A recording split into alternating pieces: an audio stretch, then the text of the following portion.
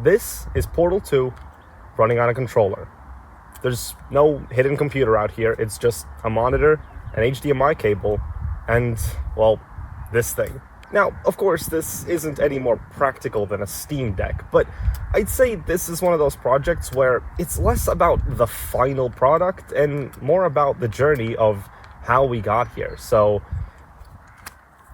I guess we should head inside and see how I pulled it off.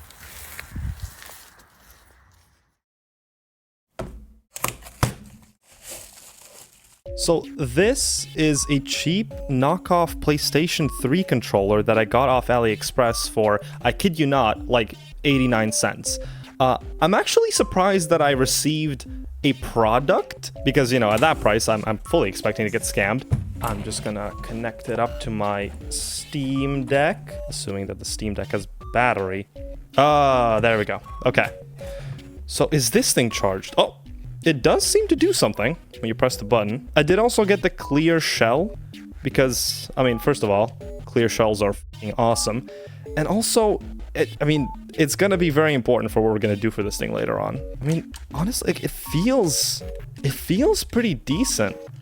Like, okay, well, this button's mushier than the others. Now, I could have gotten a better controller, but, we're gonna be destroying this thing, put lightly, so I would feel very bad doing that on like an OEM PlayStation 3 controller, or like any good controller for that matter. So this is ideal, and the reason we'll be destroying that thing is because I'll be putting this inside of it. Shut up. So this should be a Raspberry Pi 02W. This is effectively a small computer. And when I say small, I mean really small. Like, when you get the package, it feels like you ordered nothing. It feels like you ordered packing material. This is it. This is a... they didn't do a good job cutting the PCB. It's a very small, I guess, system on a chip. Little Linux computer. It fits nicely inside of this, which we can see because of the clear case. There's enough room here, I think, to fit one at the back. And the goal is to get Portal 2 running on this, and then to get this running inside of this.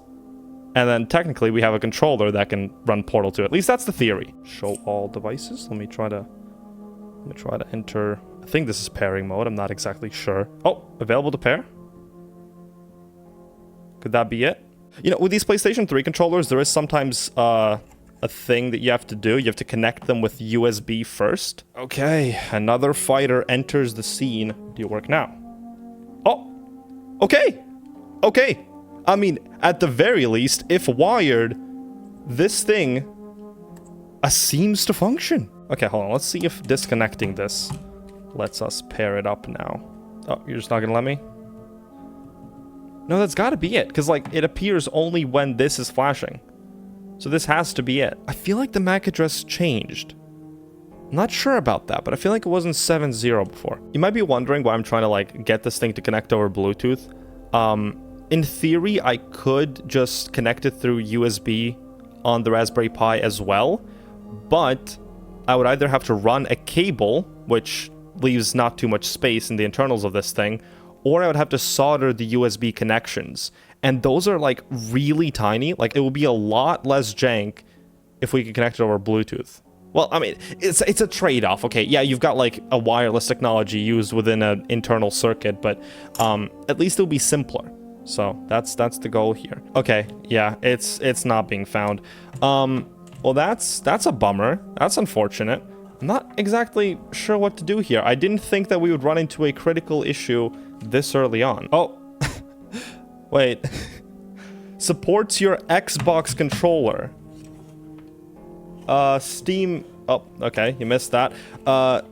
Steam is convinced that this is an Xbox controller, actually. Huh. So yeah, this thing also runs on a 600 milliamp 3.7 volt battery, which looks like that. It's actually taking up the bulk of the width here, and that's kind of gonna be our biggest issue, is figuring out where we're gonna put the Raspberry Pi. There does seem to be a weird flicking issue. where if I like move the stick up, it'll flick to look up. This isn't flick stick or anything stupid like that. That's not... See, if I just pick up the Steam Deck on its own, this works fine. So I'm not exactly sure what that's about. Oh, wow. Oh, rumble actually works. You can see the rumble motor spinning up there when I shoot a portal. I'm used to these cheap controllers just like not implementing half the standards that are required, but no. Rumble does work. Although only the one on the left side, the right one doesn't work. So if I shoot the blue portal on a valid surface, it's just the left one that vibrates. But if I spark a portal, then both of them kick in. First the left one, and then the right one shortly after. For now, I just want to open this thing up and like figure out a way to fit the Raspberry Pi in. That's like the big issue, I think. I mean, of course, there's also the issue of like, how are we going to run Portal 2 on a Raspberry Pi Zero? Lots and lots of technical things that have to be addressed for that, but I'll do that a bit later in a more well-edited segment. Behold, the box of unsorted tools. It has about every screwdriver you'd ever need, except for the ones you need in hyper-specific scenarios. You know, that barely fits in the screw hole, but it's working. All these screws have like little white tips because they're just like stripping off the plastic that they're in. That feels like it's gonna ruin the threading for like re-screwing it. But you know what? That's why I bought a cheap controller.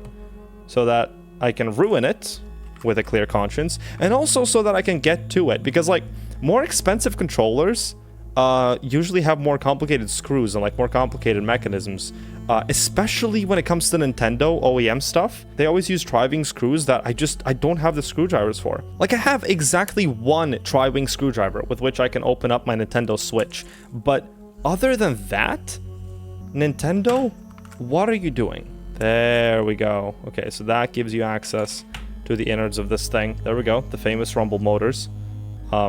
Fat ass battery. Oh, it's not actually that fat. There's just like a little layer of foam there, I'm guessing to prevent it from pushing against like all the PCB stuff that might be sharp. And then yeah, the battery connector, which I'm just gonna real quick disconnect before we go any bit further. Come on. Oh, no, I'm ripping off the port, not the connector. I'm gonna break something. Would it be dumb to continue with the battery still inside? It is an 89-cent controller. The biggest thing that I'm losing is the time it took to ship from China. We briefly lost our X button, which by the way, these things are like very much not the OEM designs. I'm pretty sure Sony actually like trademarked the button designs. So if you want to do anything similar, you have to somehow innovate on top of them. And in this case, we're just like, I don't know, added little lines in the middle, made them squigglier. There we go. Now it's out. Ooh, this is all like a flexible PCB. Like this is literally like a paper thin flexible PCB. All of it, the entire button section. There's no actual like structure under it other than just like plastic. That's super cool. That also leaves like a lot of room in the middle where, I mean, I guess you could maybe slot a Raspberry Pi if you were desperate, which we might be. I still don't know. I would, though, like to have the HDMI output facing upwards, because ultimately, you know, I want this to be as plug and play as possible. So if you could just like, I don't know, press the button in the middle and then connect a display to it, a monitor, and just like have it output Portal 2, that would be awesome. That's what the battery looks like when it's unglued from the back there. Just confirming. Ooh. Oh no! Oh, they lied to me! Oh, hold on a second. Where did I put that? Yeah, I found the sticker that I ripped off the back of the controller. It says here, DC 3.7 volts at 600 milliamps. The AliExpress listing said that it was 600 milliamp hours. Like, I'll show the promotional image that they have on screen, but it literally says built-in 600 milliamp hour rechargeable battery. And then, like, the back of the controller says 600 milliamps, which, sure, doesn't say 600 milliamp hours. That's a different measurement entirely. But, like, I also I don't think this thing's pulling 600 milliamps. I would have hoped that that would have been battery capacity, but no. No, the battery itself is listed as 400 milliamp hours. But again, why am I surprised? I got this thing off AliExpress for 89 cents. Okay, you could stand it up vertically like this. Right, there's enough space for that. The Raspberry Pi does kind of go in here. Hold on. Okay, if you did maybe on the other side, right, to have that HDMI port pointing up. Hey, I mean, there's like a decent amount of leeway for like this battery. You could put it either like on the right side here, which would maybe work. And then you just have like those two ports here at the top. Okay, that's not bad. Okay, well, we'll figure that out more in depth later. For now, I do actually want to see if this thing can run Portal 2. Famous last words.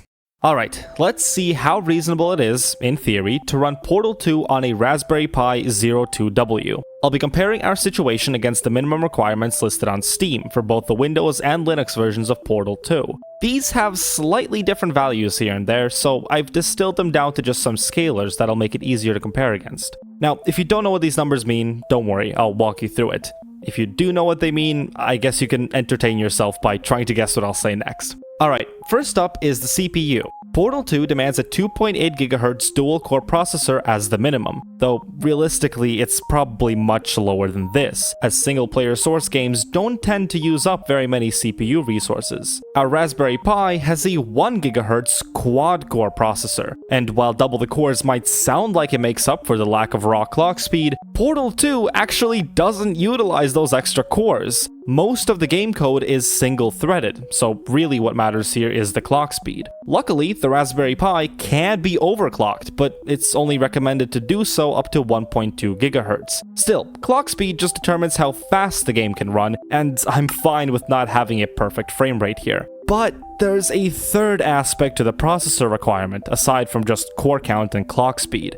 Portal 2 is an x86 32-bit application, which means that it'll only run on processors made by Intel or AMD, as they're the only ones with the rights to produce x86 chips. The Raspberry Pi has an ARM 64-bit processor. Screw everything else, these are completely different architectures. But of course, a computer is a computer, which means that it's possible to emulate the x86 architecture on an ARM chip. We even have a few options to choose from. There's QEMU for robust general-purpose emulation, or Box86 and FEX, both of which are highly optimized for speed. Now, QEMU is much too slow for a video game, so that's out of the question. FEX is interesting, but it only supports ARM version 8 and above, whereas the Pi 02W has an ARM v7 chip. So that means we'll be using Box86 for this project. Next, we have memory. Steam lists a minimum of 2 GB of RAM, while the Pi has about half a gigabyte. This could be an actual problem, as you can't run the game if there's not enough memory to store all the relevant code, assets, and map data at once. We can try to remedy this by introducing a swap file. It's basically a file that the computer uses to swap infrequently accessed memory. It's kind of like offloading RAM to the disk, but this comes with huge slowdowns and isn't a drop-in replacement for actual onboard memory. Then, possibly the biggest hurdle is the GPU, or graphics processor. This is what handles all the 3D rendering, which Portal 2 has a lot of. The minimum requirements are messy, but the general consensus is that you need a video card with at least 128 megabytes of VRAM and a driver that supports OpenGL 2.1. The Pi, by default, has 64 megabytes of VRAM and supports OpenGL ES 1.1 and 2.0. The VRAM issue can actually be dealt with. Unlike a traditional graphics card with dedicated graphics memory, the Raspberry Pi shares its regular RAM with the GPU, and by controlling that split, we can get double the VRAM at the cost of actual RAM. The OpenGL issue is a much bigger problem though. Sure, the version numbers don't quite line up, but it's also important to note that desktop OpenGL is not the same thing as OpenGL ES. This is definitely the most questionable part of this project, but there is still some hope. For one, it's always possible to emulate OpenGL using software rendering. but this should be left as a last resort, as our CPU is already underpowered, and rendering on the processor is just slow in general. And you can't emulate a different version of OpenGL on the GPU, because that's not how GPUs work. A graphics processor only supports the features that are ingrained into its physical silicon chips during manufacturing. They're very specialized and parallelizable devices, but that's also how they're so good at rendering. I might, however, have a certain trick up my sleeve.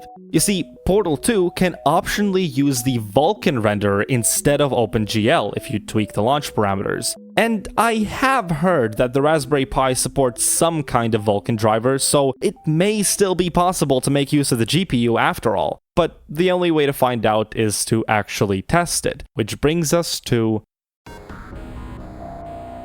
First things first, I had to get an operating system on the Pi. You'd think that since this is a 64-bit system, it would require a 64-bit OS. But since Portal 2 is a 32-bit application and Box86 requires 32-bit libraries, it's best to use a 32-bit system for simplicity. Now, as it turns out, you can't run Steam on a 32-bit system anymore. The web UI, used in pretty much every part of the application, requires 64-bit libraries. There are ways to work around this, but they're very messy, and I couldn't get it to work without full user space emulation with QEMU. On top of that, running Steam in the background would introduce a bit of overhead. And while that might be unnoticeable on most computers, this is not most computers. So, yes, I did install a DRM bypass for Portal 2.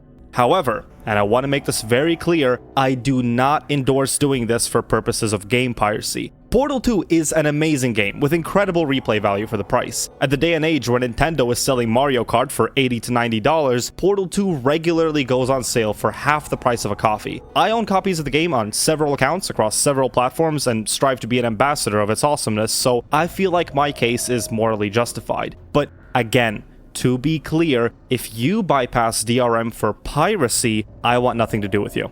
Anyway, I thought it would be a good idea to get the overclocking and swap file stuff out of the way before starting the game, to avoid silly and preventable issues from a lack of resources. I looked up a simple overclocking preset as a starting point. I've done this a few times before, but I thought it'd be easier to start with an existing config and work from there. And while that's typically a good idea, do not use this guide as your reference. It took me a moment to realize how absurd this is. They're claiming that it's safe to overclock the Pi 02W up to 1.4 GHz or even 1.5 GHz if you get lucky. That would be a 50% performance increase. This is obviously nonsense, but on top of that, they also seem to blindly set some GPU clock parameters that, in practice, would overwrite each other. So I decided not to trust online tutorials anymore and just use my own numbers. As discussed, I set the CPU clock to 1.2 GHz. Going any higher didn't seem stable, and at that point I'd risk thermal throttling without an active cooling solution.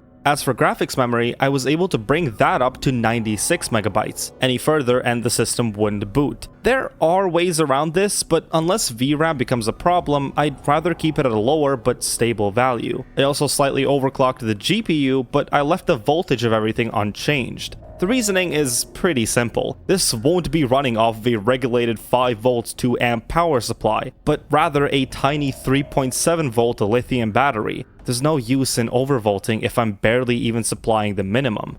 Lastly, the swap file. I'm using a 64GB SD card for this project, so that leaves plenty of empty space, even after installing an operating system and Portal 2. So I set up a very generous 8GB of swap. Typically, the rule of thumb is to create a swap file twice the size of your onboard RAM, but in my case, I cared much less about performance and much more about the game actually being able to start. Alright, now for the moment that decides the fate of this whole project. If I can't get the game to start, all this prep would go to waste. To dilute the weight of this moment, I first tried something that I knew would not work. Just running the game as is, using only Box86, but not configuring anything else. And yeah, obviously this didn't work. It loudly complained about not having the required OpenGL features, which is fair, because again, we're running the wrong kind of OpenGL. And then, I tried Vulkan.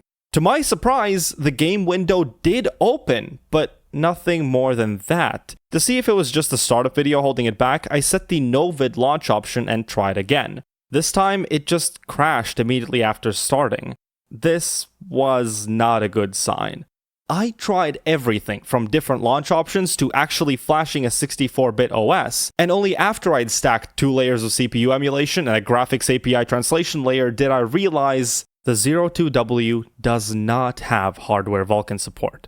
There's a software driver called LavaPipe. The graphics processor itself does not support Vulkan. Honestly, I'm not even sure how I gaslit myself into thinking that it does. Looking back, every article about this clearly states that the hardware driver is for Raspberry Pi 4 or 5. Well, anyway, this really leaves me with no choice but to use software rendering. At this point, I'd been throwing myself at a wall for ages and wanted nothing more but to see the menu pop up for even a split second. Holy shit, I got it to run. Is it gonna get to the menu? It's on a black screen. Oh! The Portal 2 splash screen.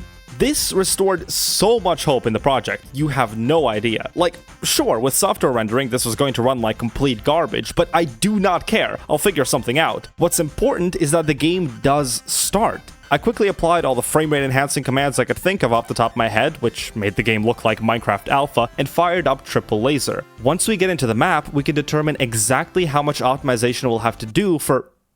Oh. Huh.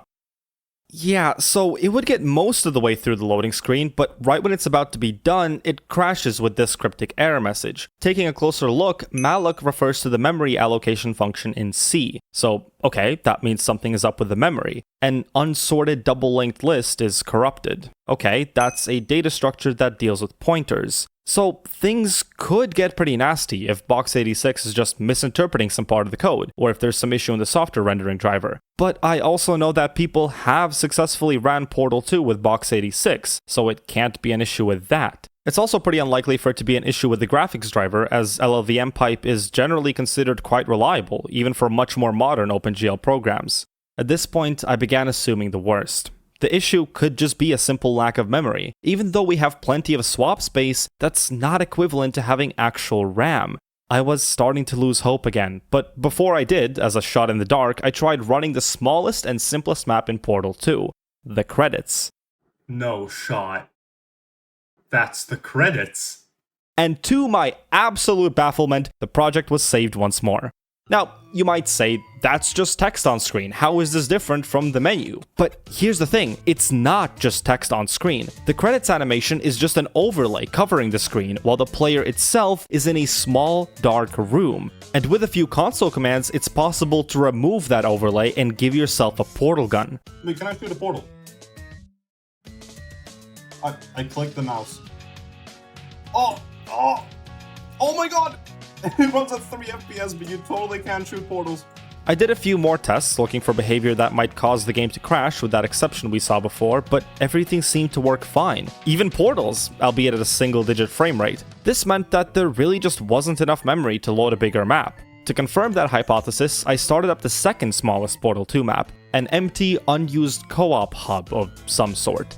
Despite having actual models and textures, this also loaded up just fine, so it really is just a lack of memory. I figured that this is probably where the catch-all solutions come to a close. If I want to make this work, I'll have to optimize the game myself. My goal was to simply get the level Triple Laser to be fully playable, and to squeeze as much performance out of it as possible, within reason. I started by decompiling the map in 3 different ways. One without any entities whatsoever, the second with static props removed, and the third with no modifications, just to see if the recompilation process itself loses enough information to make it work. The first and second version worked just fine, while the third would crash after spending 2 seconds in the elevator. I decided to go with the second one and just added a ramp instead of a staircase for the entrance. But, of course, with a more complicated map comes a massive performance penalty. The game was now running at 3 FPS, which is pretty bad even for a proof of concept. I found that not rendering the models brought it back up to 10 FPS, which makes a lot of sense. Each of these models has thousands of polygons, and our poor CPU rasterizer just cannot keep up. To resolve this, I imported each model into Blender and brought down the detail to an acceptable level. This was done with the Decimate modifier, which automatically reduces face count while retaining the general shape of the object. This dropped the polygon count to a couple hundred per prop, which is a big improvement and resulted in double the performance, but it's still not exactly optimal. If I actually took the time to recreate the models and textures from scratch, the face count could easily drop to double digits. but I didn't feel like the jump from 6 to 10 FPS was substantial enough to warrant that much effort, so we'll leave it be. And lastly, I just needed to connect the controller. I tried a few more tools for connecting PS3 controllers wirelessly, but none of them could communicate with it. So I tried using it wired, but Portal 2 wouldn't detect the controller. I was likely missing a driver or something, but even if I did get that sorted, I'd likely run into the same flicking issue as on the Steam Deck. So instead, I used Anti-Micro X, and later switched to Q Joypad, for mapping the controller's inputs to a keyboard and mouse. And hold on. Atari Xbox 360 game controller? Yeah, no wonder it can't connect to anything. Right, well, now that that's all working, it's time to put it all together. How hard could that be? Right, so now that we got Portal 2 on this thing, that took a while, it's time to put it inside of the controller. Now you'll see right off the side of the frame here, I've actually split the controller up into 3 parts. We won't be using this middle one though. So the reasoning for this is that I'll need a lot more space for the Raspberry Pi. I've got the controller like partially reassembled here. So originally I thought, you know, I could maybe like fit it somewhere off to the side here and like maybe have the battery be like somewhere in here. Turns out, these little like plastic tubes, I guess, these little struts are what hold in the front of the controller. So like there's, you know, a little space here, little like plastic embeds that push forward those buttons on both the D-pad and like the button pad here. Without those, you can very easily see there, like press the whole plate back. So there needs to be something pushing back on these. I can't just like put a Raspberry Pi there or like a battery there because that's just gonna, you know, obstruct the space for those little tubes. So we need these handles. The alternative idea is to just layer everything on the back of the controller here somehow, leave this space completely empty, which also means that it's easier to do like maintenance and stuff. I mean, this is basically a prototype after all. And we also have better airflow because the overclocking that we did on the Raspberry Pi and also just the general load required to like run Portal 2 is so high that I did need to add a heatsink. That's gonna sit here as well, and ideally you wouldn't want this just sitting inside of a plastic sauna in a closed box, because that has like no airflow, and just keeping the back open I think is our best option. And that means we don't even have to remove the rumble motors, hopefully, I think. Yeah, so the controller has data plus and data minus pins exposed there, and those are the ones for the USB connector. And the same thing goes for the Raspberry Pi, and these ones are actually bigger. These ones are actually even easier to solder to. So it shouldn't actually be that difficult to solder the USB connector directly, and then we can just sort of avoid using like this USB connector. We can avoid using Bluetooth, which just doesn't work at all. Okay, so I've got my soldering iron here and some random wires from some other dead projects. There is one more concern as well that I'm now realizing, which is we probably don't want to connect the Raspberry Pi just directly to the battery at all times. Like, you know, there should probably be some kind of a switch that turns the controller on or off, because if we just wire the Pi directly to the battery, it's gonna be constantly running. And because this thing is 400 milliamp hours, significantly less than I thought it would be, then, you know, it's just going to deplete very quickly in a matter of minutes. Okay, so I think I figured out where to get a switch. Before all the parts arrived for this project, I actually did a test run on this little controller. Scuffed it up in the process. It doesn't have a Raspberry Pi inside of it. It's not big enough for that. It has an ESP32C3 microcontroller. The key takeaway here is that it has a little switch here to turn on and off the controller. And I've already opened it up. I've already scuffed it up, so I don't really mind just doing the same thing again. You can see the inside of this thing. So there's that microcontroller, a little dev board, and soldered to it is just the battery, which is back here. Okay, outermost on the right, and then innermost. Those do give a signal. Okay. 2, 3, 4, 5, 6, 7. This thing has 7 legs. It's gonna take forever. I'm honestly tempted to just like not desolder this. Okay, hear me out. What if I cut out a part of the board and just stuck that in there? Because like again, I'm not gonna be using this thing ever again. No, you know what? Screw the normal way. I don't care. I am taking scissors to a PCB. Yeah. Okay. That's our little switch. decimated that motherboard. But that should mean I can, like, semi-comfortably glue it, like, somewhere here, I guess. And then just, you know, run the connections there. Now, I don't know if you know this, but I actually suck at soldering. I don't do it often enough to have enough practice. I know the theory, at least. That's just like burning the wire. Or the plastic near the wire, can't really tell. Yeah, see, these wires can actually be coated in solder. Okay, so it wasn't just going crazy. I wasn't just going insane. It's just that those wires could not be soldered to. These two should show low resistance. Oh, they do, okay. And if I flip this, it should just show nothing. Perfect, so no change at all. That's good, that's good. So I've soldered a switch. Okay, so this is a bit weird. What I think I'll do is I'll connect the 3.7 volt battery to the 5 volt USB in. I'm pretty sure that goes through like a voltage regulator, which is much safer because we're not really working with like a clean 3.3 volts. This is 3.7 and it only drops to 3.3 if the battery is like really low. And we're not working with 5 volts either. So I'm just going to push it through that. I'm going to push it through the pin that I think has a regulator on it. Worst case scenario, the Pi just won't boot because it just won't have enough voltage because maybe there's like a voltage divider instead of a regulator. I really doubt that because that kind of trusts the power source a bit too much. So I seem to have forgotten like the goal here. I soldered it upside down.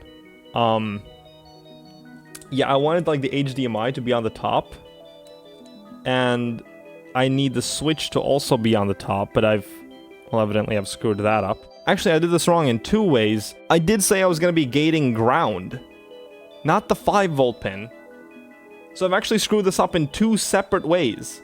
That is spectacular. Oh my god. What the I can add more solder to it, but I can't remove it? Oh, I should not have done that. Oh, I tried prying it off with a screwdriver. That pulled the entire pad, plus, like, the connection that went to the pad. Oh, no. Yeah, I think that little test pad also had, like, traces running next to it. Or, like, out from it.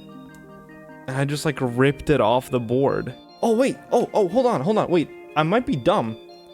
I didn't have an SD card in it. Please, please, please. Yes! Okay! Oh, it's alive. Oh, it just didn't have an SD card in it because I took it out while soldering. Oh, okay, it still works. Oh, good. I'm glad to know that the Pi works, but we do still need some way to power it. This is the 5 volt pin, one of the 2. Oh, okay. The Pi does actually turn on. So it seems like you might be able to power it just like by directly soldering to the GPIOs, which is nice because that gives us another way to power it without that test pad that I just like ripped off. Oh, also, I mean, the battery connector might not even be the most significant part. The test pads for like the USB though, those are on the back and then those line up here. Those I think are going to be the bigger issue. So maybe I should just do those first. Data minus to data minus here, data plus to data plus here. This would be really, really easy with much thinner wires, but these are the only ones I've got. So I think I'll have to do some like really nasty kind of... Oh, there that goes. Okay. I mean, look, that's there. The wires are very definitely not happy about this, but I think you could fold them down and have the Raspberry Pi actually be behind the controller. So we've arrived to a bit of a predicament. So one of the ideas I had was if you take the battery, sort of put it down here in the center, and then you layer the Pi on top of it, you know, that kind of leaves enough space, I would say, until you put in one of these side controller mounts, and like at that point, it's just there just is not enough space.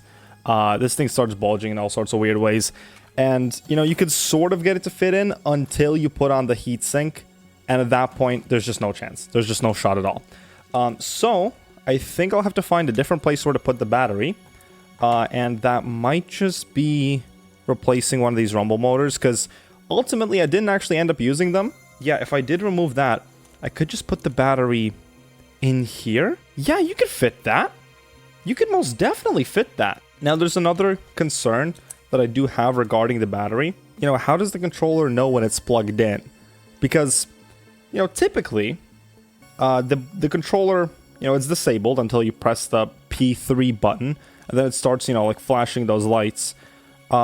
But, you know, that's just if you're trying to connect with Bluetooth. If you're trying to connect over USB, you just plug in the cable and it just starts working magically. But in this case, like, I've soldered the USB data lines to the Raspberry Pi, but I haven't soldered, like, the 5-volt and the ground pins, because I was just assuming, you know, we're using the same battery. It's the same sort of shared power circuit.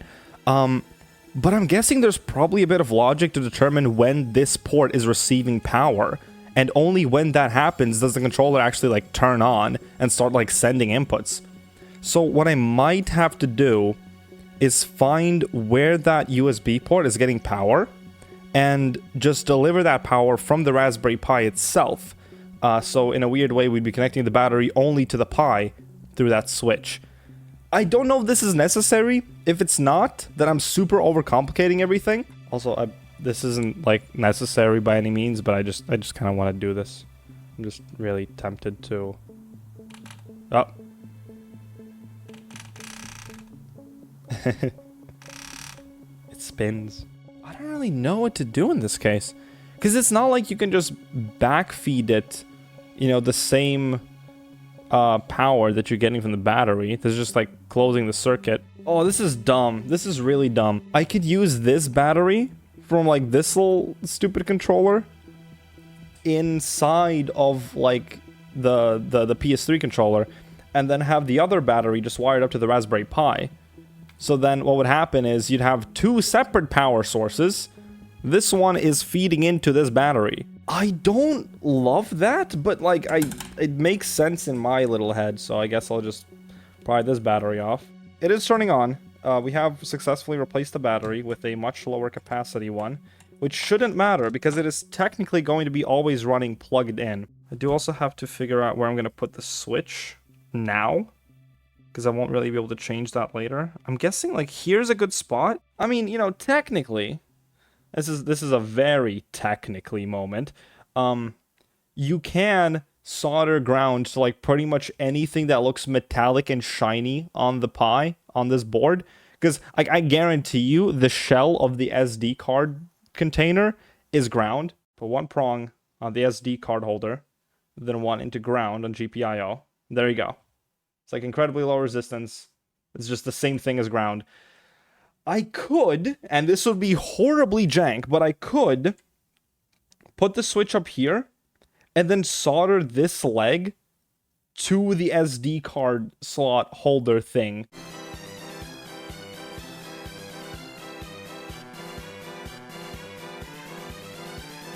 Nice. Nice. This is looking good.